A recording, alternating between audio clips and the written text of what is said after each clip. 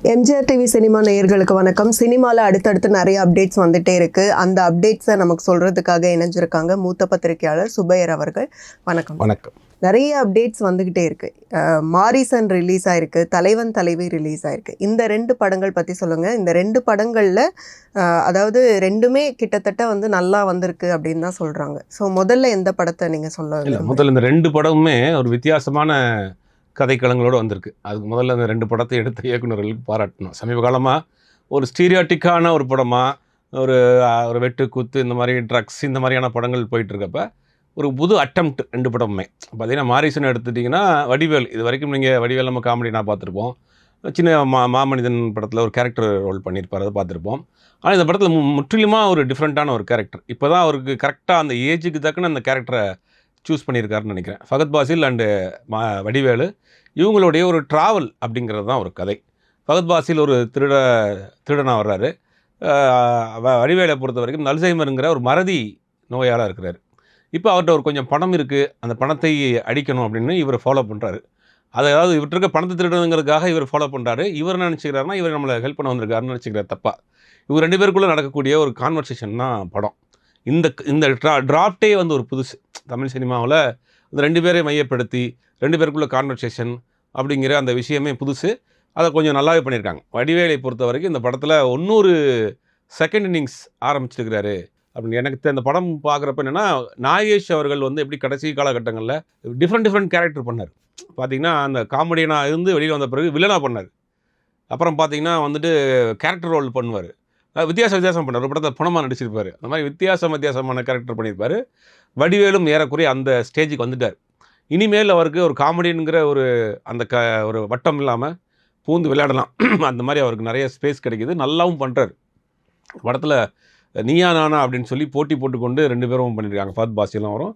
ரொம்ப நல்லாவே இருக்குது. அந்த ரெண்டு பேருக்குள் நடக்கக்கூடிய கான்வர்சேஷன் என்ன நடந்துச்சு அப்படிங்கிறது தான் கிளைமேக்ஸ் அப்படிங்கிற ஒரு படம். நிறைய ஸ்டார் காஸ்ட், கோவை சரளா அவங்களாம் நடிச்சிருக்கிறாங்க. படம் வந்து பார்த்திங்கன்னா இந்த ஃபஸ்ட் ஹாஃபில் கொஞ்சம் கலக்கலன்னு போயிடுது. செகண்ட் ஹாஃபில் கொஞ்சம் லேக்காக இருக்குது. அந்த சீன்ஸை மட்டும் கொஞ்சம் ட்ரிம் பண்ணியிருந்தாங்கன்னா படம் நல்லா இருக்குது. இப்போயும் படம் நல்ல படம் தான், நல்லா இருக்காது. அது வந்து மாரிசன். மற்ற படத்தை பற்றி மற்ற டீட்டெயில்ஸ்லாம் அப்புறம் பேசலாம். ரொம்ப டீட்டெயிலாக போனால் முதல் நாள் தான் இருக்குது, அதனால வேண்டாம். அப்புறம் தலைவன் தலைவி, அதுவும் ஒரு பார்த்திங்கன்னா ஒரு ஃபேமிலி ட்ராமா. ஒரு கணவன் மனைவி ரெண்டு பேரும் காதலிச்சு திருமணம் பண்ணிக்கிறாங்க. மதுரையில் ஒரு ஹோட்டலில் வச்சுருக்காங்க. அந்த புரோட்டாவில் எத்தனை வெரைட்டி இருக்குங்கிறத பற்றி ஒரு டீட்டெயிலே எடுத்திருக்கிறாரு இந்த படத்தில். அதனால் விஜய் சேதுபதி அந்த கேரக்டர் கரெக்டாக பண்ணியிருக்காரு. நித்யா மேனன் அவங்க சொல்ல வேண்டாம், ஏற்கனவே தேசிய விருது வாங்கின ஒரு நடிகை. அவங்களும் நல்லா பண்ணியிருக்காங்க.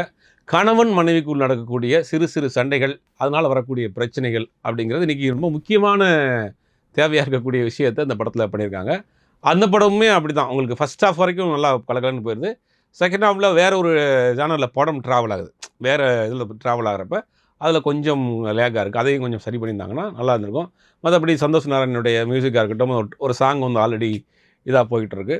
அந்த படமும் நல்லா இருக்குது பார்க்குறதுக்கு. மாரிசன் படத்தை பொறுத்த வரைக்கும் என்ன சொல்கிறாங்கன்னா, கதைக்களம் சூப்பராக இருக்குது, ஆனால் சில இடத்துல வந்து லாஜிக் மிஸ் ஆகுதுன்னு சொல்கிறாங்க. அது எந்தெந்த இடம்? இல்லை லாஜிக் சில இடங்கள் அப்படிங்கிற போது அவரை ஏமாத்துறதுக்காக சில விஷயங்கள் ட்ரை பண்ணுறாரு. அதெல்லாம் கொஞ்சம் லாஜிக்காக பண்ணியிருக்கலாமோ அப்படிங்கிற மாதிரி இருக்குது. அவரை வந்து சீட் பண்ணுறதுக்காக ட்ரை பண்ணுறாரு. அதுக்காக சில விஷயங்கள் பண்ணுறதெல்லாம் வந்து கொஞ்சம் ட்ராமாட்டிக்காக இருக்கோ அப்படிங்கிற மாதிரி தான் இருக்குது. அதெல்லாம் கொஞ்சம் சரி பண்ணியிருக்கலாம்ல. அதே மாதிரி 2 பேர் மட்டுமே ட்ராவல் பண்ணுற இடங்களில் கொஞ்சம் சலிப்பு தட்டுது அப்படின்னும் விமர்சனங்கள் வருது. இல்லை, அது என்னென்னா விஷுவலாக சொல்ல வேண்டிய இடங்களில் இவங்க டைலாக்காக சொல்கிறாங்க. சினிமாங்கிறதே திரைமொழி தான். அதுக்குன்னு ஒரு மொழி இருக்குது. அதுக்கு நம்ம கதையாக எழுதிட்டு போயிடலாம், டைலாக்காக எழுதிட்டு போயிடலாம், உட்காந்து படிச்சிடலாம் பக்கமாக. நீங்கள் சினிமாவை நம்ம ஏன் பார்க்குறோம்னா அதில் நீங்கள் விஷுவலாக சொல்லணும். சொல்ல வந்த ஃபீலிங்கை வந்து விஷுவலாக சொல்லணும். ஒருவன் அழுதான் அப்படின்னு நீங்கள் எழுதுனீங்கன்னா அந்த அழுகையை திரையில் காட்டணும்ல. அப்போ நீங்கள் டைலாக்காக அழுகிறான்னு சொல்லிட்டு பெற முடியாதுல்ல. அப்போ நீங்கள் எழுதுறதுக்கும் விஷுவலாக பார்க்குறதுக்கும் நிறைய வித்தியாசம் இருக்குது. அப்போ இந்த 2 பேர் மட்டுமே ட்ராவல் பண்ணுறாங்க அப்படின்னா அதுக்குள்ளே வந்து அவங்க கூடிய ஃபீலிங்கை வந்து நம்ம சீனாக கன்வே பண்ணணும். அவங்க டைலாக்காக கன்வே பண்ணுறாங்க. காட்சிப்படுத்துவதற்கு பதிலாக வசனமாக சொல்கிறாங்க சில இடங்களில். அது வந்து கொஞ்சம் லேக்காக இருக்குது. அதை வந்து கொஞ்சம் மாற்றிருக்கலாம். அது என்னென்னா அது ஒரு புது அட்டம்ப்ட்னு நினச்சிருக்காங்கன்னு நினைக்கிறேன். இது மாதிரி ஒரு புதிய முயற்சி அப்படின்னு. அது கொஞ்சம் லேக்காக இருக்குது. படத்தில் வந்து ஒரு சீக்ரெட், அது வந்து கடைசி வரைக்கும் வந்து அந்த லாஸ்ட்டில் தான் அந்த சீக்ரெட் உடையுது அப்படின்னு சொல்கிறாங்க. அந்த நிமிடங்கள் எப்படி இருந்தது? நல்லாவே பண்ணியிருந்தாங்க. அந்த ஒரு ட்விஸ்ட்டு படத்தில் ஆரம்பத்தில் இந்த ட்விஸ்ட்டுன்னு சொல்ல முடியாது. நான் படம் பார்க்குற ஒரு சில பேருக்கு அது தெரிஞ்சிடும் ஏதோ ஒன்று கிளைமேக்ஸில் சொல்ல போகிறாங்க அப்படின்னு. அதை அப்படியே வெயிட் பண்ணிகிட்டே வர்றாங்க. அதுக்கு உண்மையிலே அந்த எண்டு போர்ஷன் ரொம்ப ஒரு டச்சிங்காக தான் இருந்தது. நல்லா தான் பண்ணியிருக்காங்க. இப்போ தலைவன் தலைவியை பொறுத்த வரைக்கும் விஜய் சேதுபதி ஆகட்டும், அதே மாதிரி நித்யா மேனன் அவங்களுக்குமே வந்து அவங்களோட கெரியரில் இது எந்த அளவுக்கு ஒரு பெஸ்ட்டான ஃபிலிமாக இருக்கும்? இல்லை, 2 பேருமே நித்யா மேனனை பொறுத்த வரைக்கும் இந்த மாதிரியான ஒரு ஃபேமிலி ஓரியன்டான சப்ஜெக்ட் பண்ணியிருக்காங்க. ஏற்கனவே தனுஷ் கூட பண்ணியிருக்கிறாங்க. இந்த படத்தில் என்னென்னா ஒரு மதுரை சார்ந்த களம், ஒரு ஹோட்டல், ஒரு புரோட்டா போடுறவராக இருக்கிறாரு. அப்படிங்கும் போது அது கரெக்டாக இருக்காங்க. ஒரு கணவன் மனைவி, ஹஸ்பண்ட் அண்ட் ஒய்ஃப் அப்படிங்கிற அந்த பேர் நல்லாயிருக்கு. சொல்லவே வேண்டாம், நித்யா மேனன் இந்த படத்தில் நல்லாவே பண்ணியிருக்காங்க. அவங்க கொடுத்த கேரக்டரை, அந்த கோபம், அந்த ஒரு சண்டை, அந்த எமோஷனல் அதெல்லாம் வந்து நல்லாவே பண்ணியிருக்கிறாங்க. ரெண்டாவது ஒரு சில விஷயங்களை வந்து அவருடைய மச்சினனாக இருக்கிறாங்க. நித்யா மேனன் அண்ணன் ஆர்கே சுரேஷ் காமிக்கிறாங்க. ஆர்கே சுரேஷ்க்கும் விஜய் சேதுபதிக்கும் ஒரு மோதல் இருந்துக்கிட்டே இருக்குன்னு படத்தில் காட்டுறாங்க. அது என்ன மோதல்ன்றது தான் கடைசி வரைக்கும் சொல்ல மாட்டாங்க. அதை கூட ஒரு சீனில் வந்து டைலாக வச்சுருப்பார் யோகி பாபு. என்னப்பா நீங்கள் உங்களுக்குள்ளே என்ன பிரச்சனைன்னு கடைசி வரைக்கும் சொல்லவே மாட்டேங்கிறீங்க அப்படின்ற மாதிரி பண்ணியிருக்காங்க. அந்த டீட்டெயிலிங்லாம் இல்லாமல் இருக்குது சில இடங்களில். தலைவன் தலைவி படத்தில் அந்த டீட்டெயிலிங்லாம் இல்லை. அதெல்லாம் கொஞ்சம் டீட்டெயிலிங்காக பண்ணியிருக்கலாம்.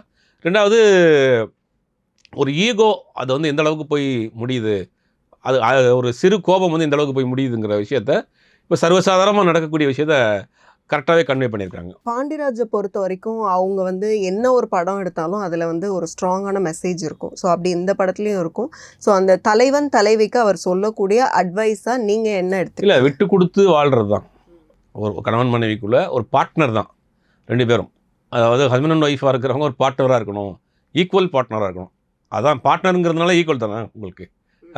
பார்ட்னருங்கிறது தான் ஈக்குவல். ஹஸ்பண்ட் அண்ட் ஒய்ஃபுங்கிறது அது ஒரு டாமினேஷனான வேர்டாக இருக்குது. நான் கணவன், நீ மனைவி அப்படிங்கிற ஒரு டாமினேஷனாக இருக்குது. பார்ட்னருங்கிறது வந்து ஈக்குவல், லாபம் நஷ்டமோ எல்லாத்துலேயும் ஷேர் பண்ணிக்கிறது தான் பார்ட்னர். அந்த பார்ட்னராக இருக்கணுங்கிற ஒரு விஷயத்தை தான் சொல்லியிருக்காரு இந்த படம். இப்போ தேவையான ஒரு மெசேஜ் தான். ஆனால் அது என்ன கொஞ்சம் ட்ராமாட்டிக்காக இருக்குது. பல இடங்களில் ஒரு நாடகத்தன்மையோடு இருக்குது.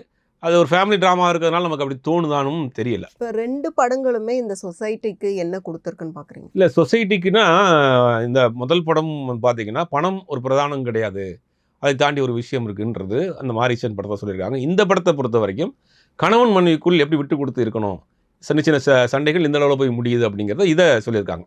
2மே ஒரு மெசேஜ் உள்ள படம் தான். அந்த அளவுக்கு 2 படத்தையும் நம்ம வந்து ஏற்றுக்கலாம். 2 படத்துலையும் குறை நிறைகள் நிறையா இருக்குது. திரைக்கதைகளில் பல இடங்கள் 2 படத்துலையுமே குறை நிறைகள் இருக்குது. இருந்தாலும் கூட பார்க்கக்கூடிய படமாக தான் இருக்குது 2 படமே. மாரிசனில் வந்து அகெயின் கோவை சரளா ஆக்ட் பண்ணியிருக்காங்க. கோவை சரளா வடிவேலு சாரோட அந்த கூட்டணி அப்படிங்கிறதே வந்து ரொம்ப ஃபேமஸான கூட்டணி. இந்த படத்தில் எப்படி ட்ராவல் ஆகுது? இந்த படத்தில் நீங்கள் சொன்ன மாதிரி ரொம்ப நாள் கழித்து வடிவேலு கோவை சரளாங்கிற காம்பினேஷன் வந்து ரொம்ப நாள் கழித்து இந்த படத்தில் சேர்ந்துருக்குறாங்க. அதனால் அந்த ஒரு கெமிஸ்ட்ரி ஒர்க் பண்ணுது. ஆனால் 2 பேருக்கும் என்ன சொல்கிறது, ஈக்குவலான கேரக்டராக இருந்தால் கிடையாது. முழுக்க படம் வந்து வடிவேன் மேல் உள்ள படம் தான். இந்த படம் ஆக்சுவலாக வந்து வடிவேலு தான் ஹீரோ.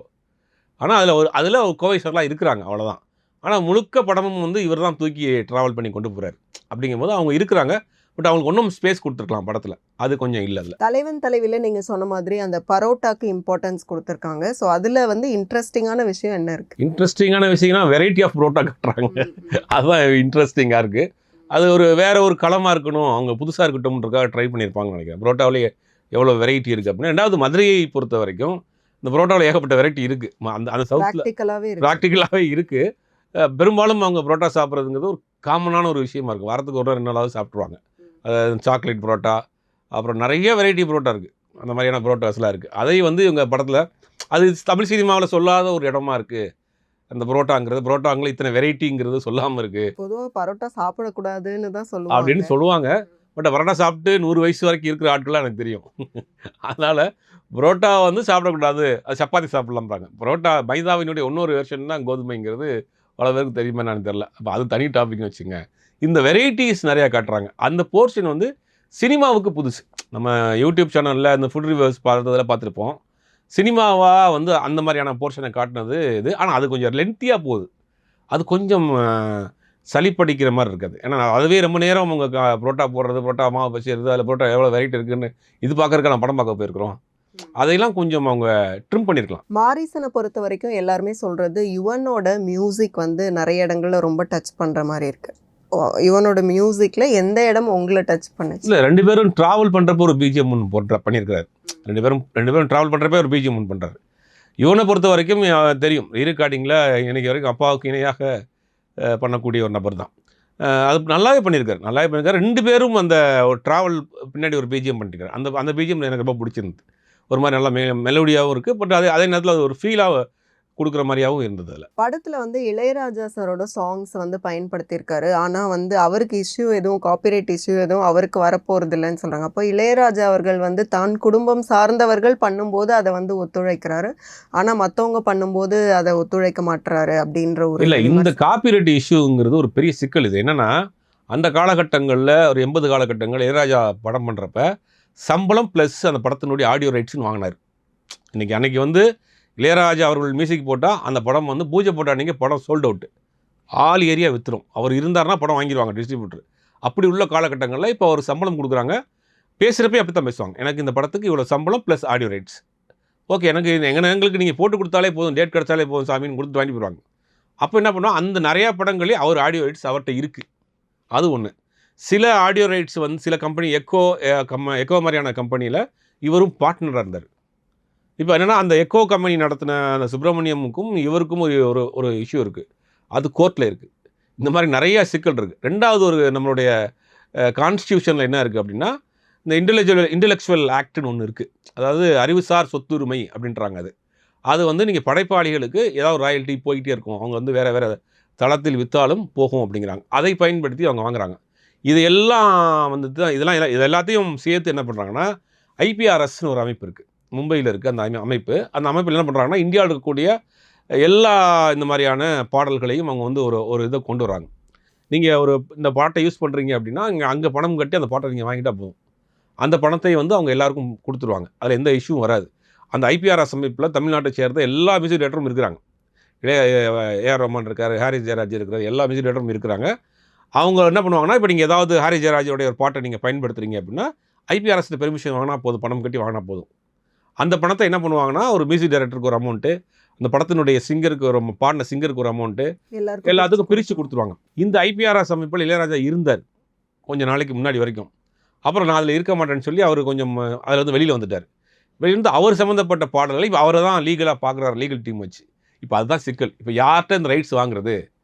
இப்போ ஒரு ஆடியோ வாங்கி வச்சுருக்க ஹெச்எம்இயில் வாங்குறதா, எக்கோவில் வாங்குறதா, சோனியில் வாங்குறதா, இல்லை இவர்கிட்ட வாங்குறதா அப்படிங்கிற ஒரு குழப்பத்தில் எங்கே வாங்குறதுன்னு தெரியாமல் இவங்க பாட்டை பயன்படுத்துகிறாங்க. அதனால் இவர் நோட்டீஸ் அனுப்புகிறாரு. அது ஒரு பெரிய இஷ்யூவாகவே போயிட்டுருக்கு. இல்லை, நிறைய படங்கள்லேயுமே கூட இப்போ குட் பேட் அக்லிலேயுமே கூட நிறைய இடங்களில் அவரோட பாடல்கள் யூஸ் பண்ணப்பட்டிருந்துச்சு. ஆனால் இளையராஜா சார் ஒரு வார்த்தை கேட்கலாமே அப்படின்னு அதை கேட்டுட்டு ஏன் யூஸ் பண்ண மாட்டேங்கிறாங்க? ஏன்னா இவ்வளோ பெரிய இஷ்யூ போகுது, சார் வந்து காப்பிரைட் கிளைம் பண்ணுறாங்கங்கும்போது அது ஏன் அப்படி இல்லை? அது கேட்கணும். நீங்கள் இளையராஜா அவர்களே விட்டுருங்க. கஸ்தூரி ராஜா அவருடைய இந்த பாட்டை வந்து குட் பேட் அக்லிலே பயன்படுத்திட்டாங்க. அவர் என்ன சொல்கிறாரு, எனக்கு காசு வேண்டாம், ஒரு கேட்டசிக்காக எனக்கு ஃபோன் பண்ணி இந்த பாட்டை நாங்கள் யூஸ் பண்ணியிருக்கோம் சார்னு சொன்னால் முடிஞ்சு போச்சு. நான் படம் பார்த்துட்டு அந்த பாட்டை வந்து நான் அவருக்கு ஃபோன் பண்ணுறேன், எனக்கு ஃபோன் அட்டன் பண்ண மாட்டேங்கிறாருங்கிறார். இது எந்த அளவுக்கு கொடுமை பாருங்கள். அவர் பாட்டை பயன்படுத்திருக்கீங்க, அவர் நீங்கள் பெர்மிஷன் கேட்டிருக்கணும், இல்லை அவரே பார்த்துட்டு இந்த பாட்டை நல்லா பயன்படுத்திருக்கீங்கன்னு ஃபோன் பண்ணுறாரு, அந்த ஃபோனை கூட அட்டன் பண்ண மாட்டேங்கிறீங்க அப்படிங்கிறது தான் இந்த நிலைமை. அப்போ இவர்களை பொறுத்தவரைக்கும் ப்ராப்பரான ஒரு ஐடியா இல்லாமல் இருக்கிறாங்க. அந்த பாட்டு மட்டும் எங்கே இருந்தாலும் எடுத்து வச்சிடலாம் அப்படின்னா இதுக்கு பின்னாடி இவ்வளோ சட்ட சிக்கல் இருக்குது அப்படிங்கிறது ஒன்று தெரியும். இளையராஜாவை பொறுத்த வரைக்கும் நீங்கள் அவர்கிட்ட போய் பெர்மிஷன் கேட்டு வாங்கியிருந்தா ஓகே, முடிஞ்சு போச்சு. அவர் சொல்லிட்டாருன்னா எந்த பிரச்சனையும் கிடையாது. அதை ஏன் செய்ய மாட்டேங்கிறீங்க? அவங்களுக்கு வந்து ஏன்னா அவர்கிட்ட ஈகோ பார்க்க வேண்டிய அவசியம் இல்லையே. அதுதான் இப்போ ஒரு சிக்கலே. இப்போ இந்த 2 படங்களுக்குமே வந்து அவுட் ஆஃப் 10 எவ்வளோ மார்க்ஸ் கொடுப்பீங்க? இல்லை, மார்க் வேணாம். படம் ரிலீஸ் ஆகி இன்றைக்கி தான் இருக்குது. 2மே வந்து வேறு ஜானரில் உள்ள படம். ஒரு ஃபேமிலியாக பார்க்கக்கூடிய படம்னா அது உங்களுக்கு தலைவன் தலைவி, அது ஃபேமிலி ஆடியன்ஸுக்கு பிடிக்கும். இது எல்லாரும் பார்க்கக்கூடிய படமாக இருந்தால் மாரிசன் பிடிக்கும். ஒரு ஃபீல் குட் படம் பார்க்கக்கூடியவங்களாக இருந்தால் அது பிடிக்கும். 2 படத்தையுமே வந்து ஆகா ஓகோன்னு சொல்ல முடியாட்டி கூட ஓகே அப்படின்ற படமாக தான் இருக்குது.